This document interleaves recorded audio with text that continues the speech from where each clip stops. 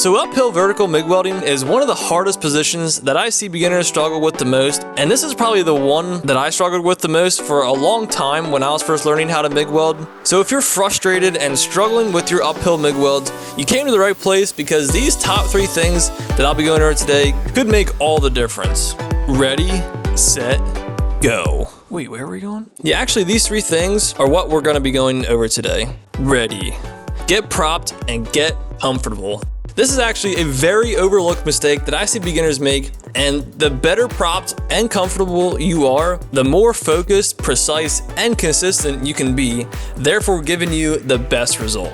This goes for any position you are welding in. So this is how I prop myself and get comfortable. Since I'm right-handed, I usually try to prop my left arm on something solid, and then I basically hold my right hand that's holding the gun with my left hand to steady it. And I always like to position my head more of a bird's eye view, looking down at the weld so I can see the puddle better behind the nozzle. So before you even start welding, make sure you are ready. Set.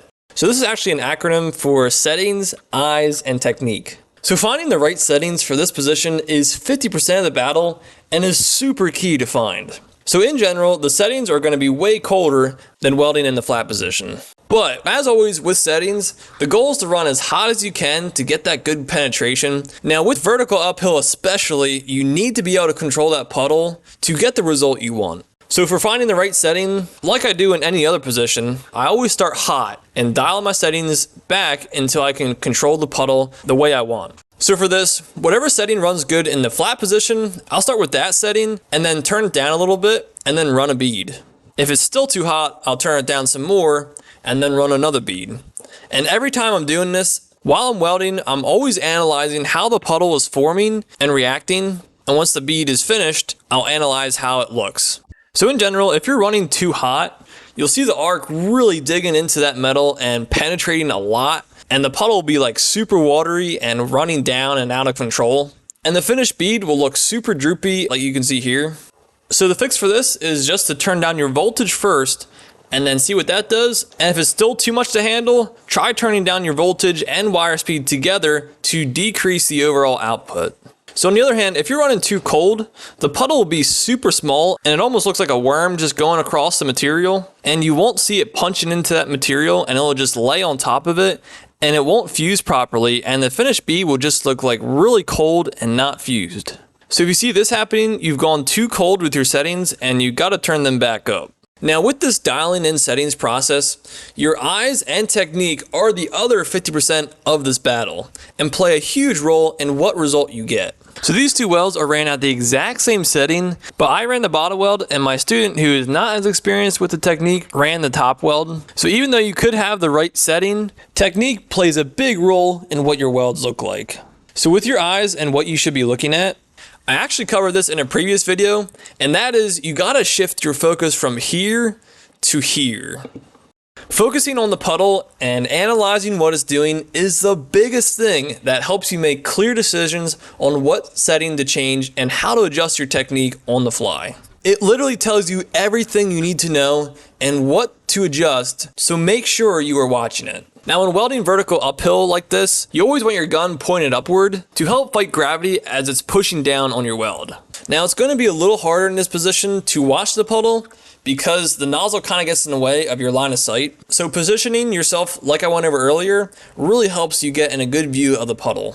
Now with vertical uphill welding, you generally always need some sort of manipulation with your gun to help spread out the bead and keep it from piling up in the center. There are a few techniques that you can use, but the one I like to use is this stacking triangles motion, like you can see here. However, like I went over in one of my previous videos, do not get fixated on this motion. This is a general guide and it's not what you should be focused on. You should always be focused on the puddle and what it's doing, and then adjusting your technique accordingly on the fly. For example, if the puddle is piling up in the center when you're welding and it's just not grabbing onto the sides, try weaving a little bit wider with your technique to help flatten out the bead profile. Or if your puddle seems like it's getting too hot, try stepping away from it a little bit further on your upward step to help draw some of that heat away from the puddle to keep it cool and controlled. So there's 2 things that I'm watching for as I'm welding here. The first is when I'm stepping up with a technique, I'm looking here. to see the arc dig into and almost chew away at the joint. And it's kind of hard to tell from the clip here, but the arc almost gets dimmer because that's how much it's burrowing into the joint. Then I know I'm getting good penetration. And then when I'm stepping down to the sides, I'm looking here and here to precisely place the weld puddle on the sides and pausing just long enough till it fuses, and then stepping up back out of the puddle to draw heat away from it so I don't overheat the puddle. And then I just repeat that process. This is all happening very quickly and precisely, and as I'm doing this, the motion that I'm doing and the speed that I'm traveling at is completely determined by the puddle. Now, the third thing here is go. Practice, practice, practice. This position takes a ton of practice and trial and error to get the hang of it. The old cliche saying, practice makes perfect, really applies here. And if you really want to get good at this, or any other position for that matter, don't practice it till you get it right. Practice it till you can't get it wrong. So if you want to see the biggest mistake I was making when I was first learning how to MIG weld, you can check out this video right here.